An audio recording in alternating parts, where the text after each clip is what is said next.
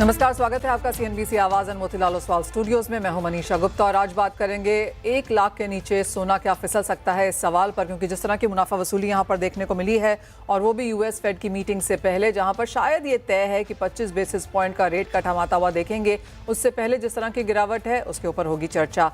साथ ही साथ सरकार ने अभी ये बात कही है कि 4 राज्यों से यहाँ पर दलहन और तिलहन पर खरीदारी की जाएगी। इसके क्या मायने हैं और ऑन स्पॉट यहाँ पर प्राइसेस को कितना सपोर्ट मिल सकता है, इस पर भी करेंगे चर्चा।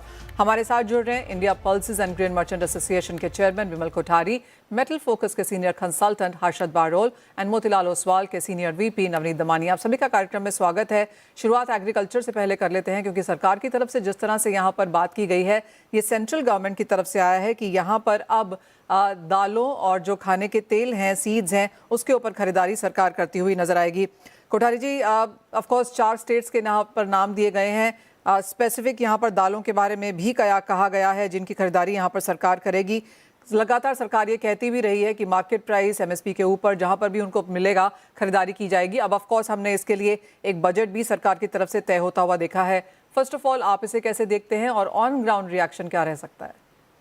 धन्यवाद मनीषा जी, आपने शो पे आमंत्रित किया। देखिए, सरकार का एक अच्छा कदम है। सरकार ने कुछ समय पहले भी अनाउंस किया था कृषि मंत्रालय कि हम जो हमारे जो तुअर, मूंग, उड़द और मसूर को हम एमएसपी पे जितना भी उत्पादन होगा उसको हम खरीदेंगे। तो सरकार ने जो एक बजट दिया है और वो सरकार अभी इस पे कदम उठाने जा रही है, एक अच्छी बात है। हालांकि उड़द और मूंग की जो क्रॉप है ऑलरेडी हार्वेस्ट काफी जगह हो चुकी है। यूपी में खासकर चंदौसी और सहारनपुर जो क्षेत्र है, वहाँ पे अभी दिवाली के बाद वहाँ पे आवक शुरू हो गई है और ये आवक धीरे-धीरे बढ़ती जाएगी। और वहाँ इस बार उड़द की क्रॉप का जो अनुमान है वो अच्छा है, क्वालिटी भी अच्छी है। क्योंकि इस बार आपने देखा होगा कि हमारे यहाँ मानसून जो है काफी समय तक खिंचता रहा है और खासकर सितंबर महीने में बारिश जो हमारे प्लांटिंग एरियाज है, जो हमारी खेती की एरिया है, वहाँ पे काफी बारिश हुई थी। तो कुछ स्टेट्स में जैसे कि महाराष्ट्र में और कर्नाटक में जो कुछ जो है क्वालिटी पे जरूर इशू है, लेकिन यूपी में क्वालिटी बहुत ऐसा अनुमान है कि क्वालिटी वहाँ बहुत अच्छी है और सरकार एक अच्छा कदम है कि सरकार एमएसपी पे खरीदे।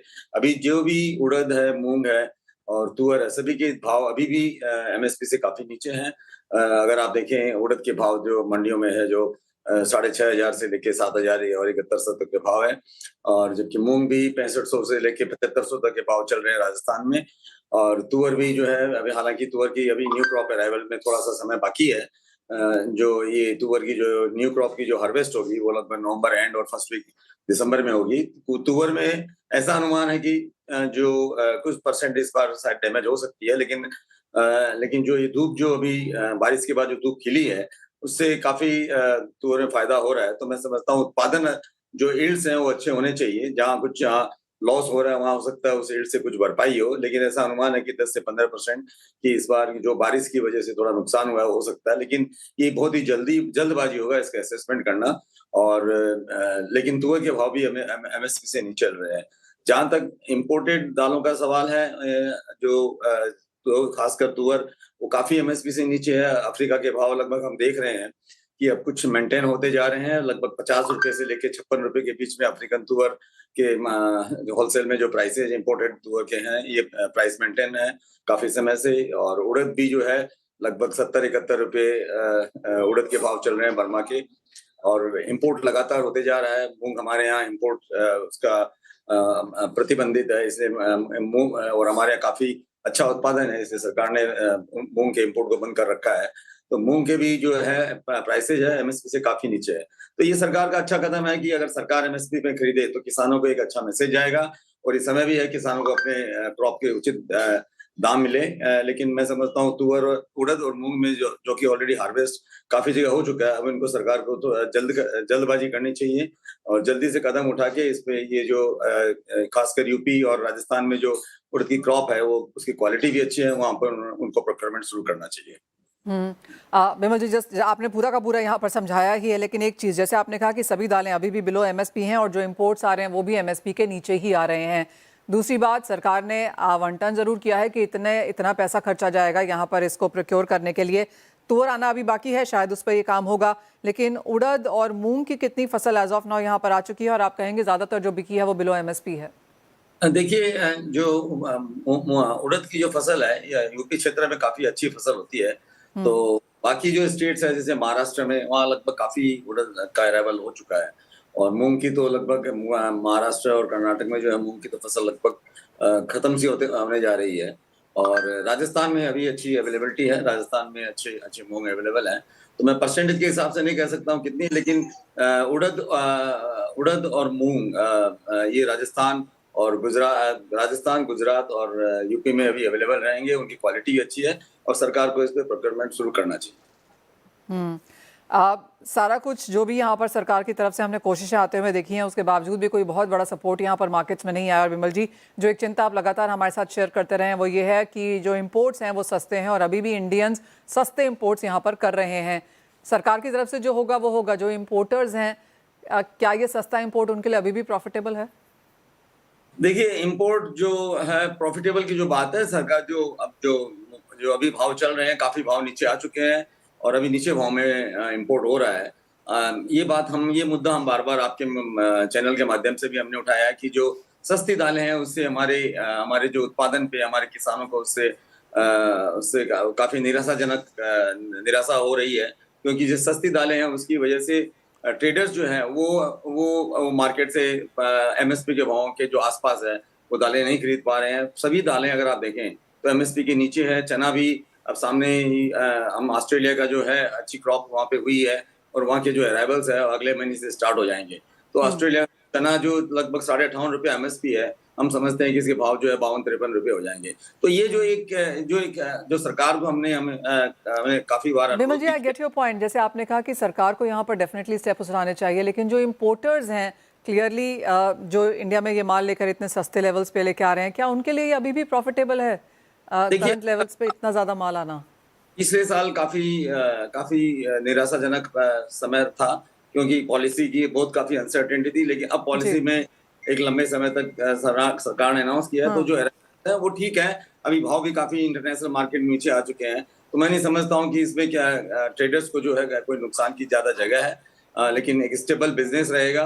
लेकिन फिर भी अभी फिर ड्यूटी की बातें चल रही है कि शायद सरकार येलो पीस पे ड्यूटी लगा सकती है। तो ये जो इस तरह की जो अनसर्टेनिटी है, इसकी वजह से ट्रेड में बहुत परेशानी होती है। एक क्लियर कट पॉलिसी हो तो मैं समझता हूँ। देखिए ये बहुत ही वॉल्यूम का बिजनेस है, थिन मार्जिन का बिजनेस है। तो इसमें एक स्टेबिलिटी चाहिए। अगर स्टेबिलिटी रहेगी तो मेरे ख्याल से बिजनेस जो है वो अच्छी तरह से चलते रहेगा।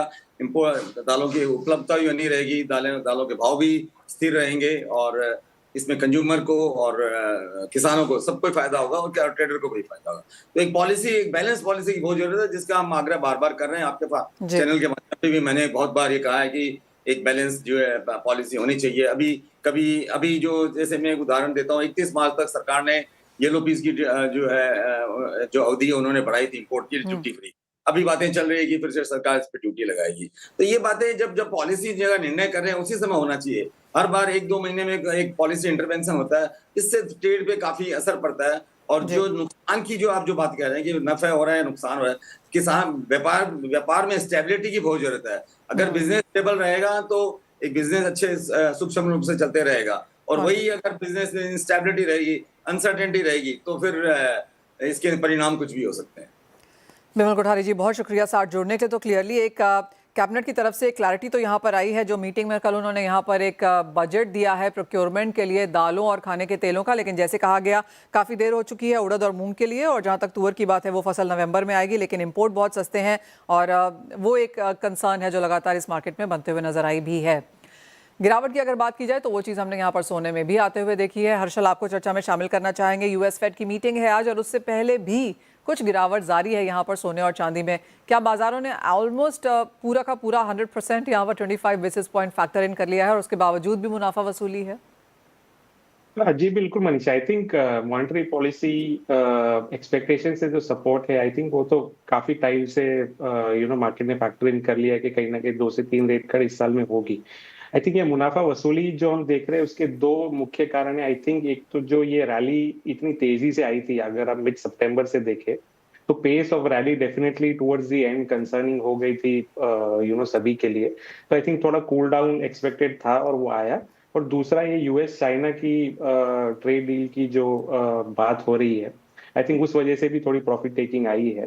तो हमें लगता है कि एक बार कॉन्क्रीट अगर यूएस चाइना ट्रेड डील हो जाती है तो शायद शॉर्ट टर्म में और ये करेक्शन बढ़ सकता है, और ब्रॉडली 3500 से $4000 के बीच में हमें लगता है कि गोल्ड स्टेबलाइज हो जाना चाहिए। हर्षल, इंडियन बैंक्स को लेकर क्या कुछ प्रॉपर कॉन्क्रीट नंबर्स अब निकल के आए हैं कि धनतेरस दिवाली पे किस तरह का बिजनेस हुआ यहाँ? मैं नंबर्स पे स्पेसिफिकली कमेंट अभी नहीं कर पाऊंगा पिछले क्वार्टर के, लेकिन इस अभी जो करेक्शन आया है प्राइसेस में उसके बाद हमने डेफिनेटली देखा है कि जो कंज्यूमर्स ऑन द साइडलाइंस थे वो वापस मार्केट में आते हुए दिखे हैं। अब वेडिंग सीजन भी आ रही है तो I think definitely consumer side से अब सपोर्ट ज्वेलरी में दिख रहा है, जो टिपिकली अगर आप देखें इस साल इन्वेस्टमेंट की तरफ लोगों का झुकाव ज्यादा रहा है, लेकिन अब वेडिंग सीजन के आते हुए और ये प्राइस करेक्शन से I think consumers definitely market में वापस आ रहे हैं ज्वेलरी। हर्षल, साथ ही साथ जिस तरह के प्राइस मूव्स हैं, अब मेटल फोकस का इन हाउस व्यू क्या है? कहाँ जा रहे हैं गोल्ड एंड सिल्वर के प्राइसेस 2026 के लिहाज से? So 26 में we definitely expect gold to start rallying once again। तो हमारी जो expectations है वो 4800 से $5000 की expectations है by the end of next year। So bullish view जो है हमारा बरकरार है। यहाँ पे जो है short term consolidation profit taking के बाद आई थिंक प्राइसेस एक फ्लोर बना लेंगे, जैसे मैंने कहा 3500 से 4000 के बीच में। और फिर नेक्स्ट ईयर जब ये रेट कट के आर्ग्यूमेंट्स और स्ट्रॉन्गर होंगे, हमने रिसेंटली भी देखा है कि यूएस जॉब मार्केट्स के जो आंकड़े हैं वो वीक थे। कल भी एक कॉन्फ्रेंस बोर्ड के जो कंज्यूमर कॉन्फिडेंस इंडेक्स के जो नंबर्स थे वो भी दिखा रहे कि कहीं ना कहीं यूएस इकोनॉमी में स्ट्रेस है, और स्पेसिफिकली लेबर मार्केट में ये एआई के चलते जो हम लेऑफ्स के बारे में भी सुन रहे हैं इन मेनी टेक कंपनीज, तो कहीं ना कहीं रेट कट्स होंगे नेक्स्ट ईयर और हमें लगता है कि वो मार्केट को सपोर्ट करेंगे। उसके अलावा जो लॉन्गर टर्म जो डाइवर्सिफिकेशन प्ले है गोल्ड की तरफ, वो भी गोल्ड को सपोर्ट करते रहेगा। तो जो भी ये फॉल है आई थिंक अच्छी अपॉर्चुनिटी होगी इन्वेस्टर्स के लिए। Point taken. और चांदी में आपको क्या लगता है, चांदी यहाँ से फिर तेज होगी और यहाँ पर क्या सेंस है प्राइसेस को लेकर? चांदी में भी I think in line with gold short term corrections can continue. हमें लगता है कि 42 से लेके $45 के बीच में कहीं ना कहीं स्टेबलाइज होनी चाहिए चांदी, और उसके बाद फिर से वो अप ट्रेंड मार्केट में आएगी। रिसेंटली आई थिंक चांदी में भी, जैसे हमने गोल्ड में भी देखा, चांदी में जो मार्केट टाइटनेस की वजह से जो एक काइंड ऑफ मेनिया था जो मार्केट में, आई थिंक वो ईज हो चुका है। लीज रेट्स इंटरनेशनली कम हो गए, तो आई थिंक कहीं ना कहीं जो एकदम अल्ट्रा बुलिश जो कमेंट्स आ रहे थे मार्केट में, कहीं ना कहीं आई थिंक वो अभी कूल डाउन हो गए हैं। तो मुझे लगता है कि चांदी भी थोड़ी बहुत और करेक्शन आ सकती है 5-7-10% की, बट उसके बाद चांदी भी फिर से रिकवर करेगी और हम नेक्स्ट ईयर चांदी को भी देखते हैं फिर से $50 क्रॉस करते हुए। ऑलराइट, तो एक नियर टर्म कंसोलिडेशन यहाँ पर आती हुई नजर आई है, और प्लस पॉइंट ये है कि इस मुनाफा वसूली में इंडियन बायर्स यहाँ पर काफ़ी हद तक मार्केट्स में फिर से पहुंचे हैं। हर्षल, एज ऑलवेज बहुत शुक्रिया साथ जुड़ने के लिए, इंडियन सेंस और प्राइस आउटलुक पर बात करने के लिए। एक ब्रेक ले रुकेंगे, जब लौटेंगे तो नवनीत दमानी हमें बताएंगे कि सभी कमोडिटीज़ में क्या ट्रेड स्ट्रैटेजीज अपनानी चाहिए। स्वागत है आपका, नवनीत दमानी हमारे साथ बने हुए हैं। नवनीत, सबसे पहले तो सोने चांदी पर ही एक सेंस लेना चाहेंगे। यूएस फेड की मीटिंग है और उससे पहले वॉलेटिलिटी अच्छी खासी है।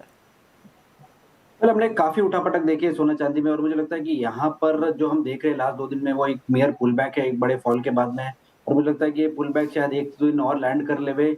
हमने आज लेट इवनिंग यूएस फेड की बैठक है जहाँ पे 25 बेसिस पॉइंट ऑलमोस्ट डिस्काउंटेड है। उसके बाद यूएस प्रेसिडेंट एंड प्रेसिडेंट जी के बीच में अगले 1-2 दिनों में जो मीटिंग है उसके ऊपर कुछ खास इंक्रीमेंटल अगर पॉजिटिव मोमेंटम आता है तो शायद एक नी जर्क रिएक्शन और देखने मिल जाए गोल्ड एंड सिल्वर में।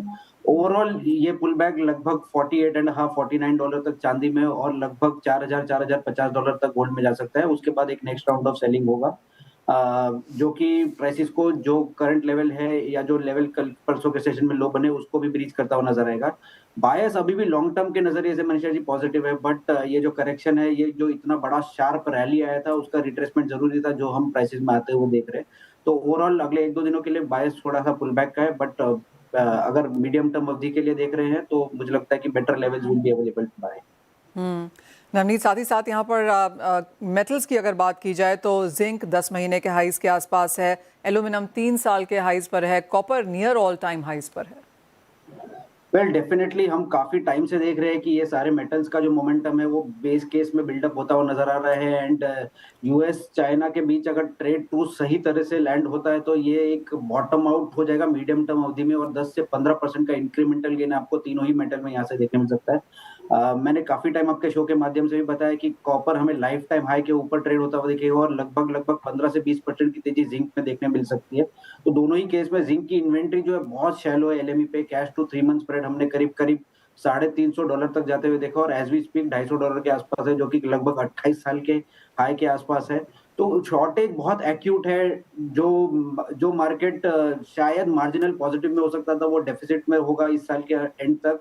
एंड ओवरऑल दोनों ही कमोडिटीज में डिमांड साइड स्टोरी बहुत पॉजिटिव नजर आ रही है और सप्लाई साइड ग्लिचेस आते हुए नजर आ रहे हैं। तो कुल मिला के मैक्रो पिक्चर बहुत पॉजिटिव डेवलप हो गई है और गोल्ड एंड सिल्वर से थोड़ा भी पैसा अगर कमोडिटी स्पेस में बेस मेटल में डाइवर्ट होगा तो यहाँ पर इंक्रीमेंटल फ्लो बहुत स्ट्रांगली बढ़ जाएंगे, जो कि प्राइसेस को नए ऊंचाई तक ले जाएंगे। तो ओवरऑल मैं काफी पॉजिटिव हूँ कॉपर, जिंक, एल्यूमिनियम तीनों ही कमोडिटी में और मीडियम टर्म की अभी मुझे लगता है कि 15 से 20% की अपसाइड के लिए प्रिपेयर हो जाना चाहिए। और क्या आप उसी रैंकिंग में भी उसे देखेंगे, कॉपर सबसे ज्यादा बुलिश, फिर जिंक एंड फिर एल्यूमिनियम? स्टोरी वाइज कॉपर की स्टोरी सबसे स्ट्रांग है, उसके बाद जिंक एंड उसके बाद एल्यूमिनियम है। एंड इंक्रीमेंटली जब कॉपर की चाल शुरू होती है तो ये बाकी सारी commodities will tend to follow. Zinc और निकल हमने बहुत लगाड़ देखा है compare to all this commodity, but उनमें भी अपने आप करंट आ जाएगा irrespective of how the story is. They will also start moving once copper starts moving. और आप कह रहे हैं 10 से 15% की तेजी अक्रॉस बोर्ड यहाँ पर देखने को मिलेगी तीनों ही मेटल्स में, और कितनी अवधि के लिए? मुझे लगता है कि 6 से 12 महीने के अंदर ही आपको ये 15-20% का अपसाइड देखने मिल सकता है। हमने एक रिपोर्ट भी रिलीज की है एंड हमें लगता है कि अगले दिवाली तक आपको करीब 1200 रुपए के आसपास कॉपर या इंटरनेशनली $13,000 का स्तर छूते हुए दिखेगा। एंड एलएमई पे जो जिंक का भाव है वो लगभग 3,900 3,950 और डोमेस्टिक में 375 के आसपास होगा। नवनीत, बहुत शुक्रिया साथ जोड़ने के लिए, सभी मेटल्स पर राय भी देने के लिए। और जैसे कहा गया कि एक पुल बैक यहाँ पर सोने चांदी में देखने को मिल सकता है, लेकिन फिर एक बिकवाली आएगी और उसके बाद एक बड़ा मूव। लेकिन मेटल्स पे अपनी नजर रखें, क्योंकि अगले 6 से 12 महीने के लिए ये एक सेगमेंट है जो आपको अच्छी खासी तेजी दिखा सकता है। वेल, इसी के साथ फिलहाल इस कार्यक्रम में इतना ही समय है, मुझे दीजिए इजाजत। वापस आएंगे और बात करेंगे यहाँ पर मार्केट्स की, कुछ और स्टॉक्स की।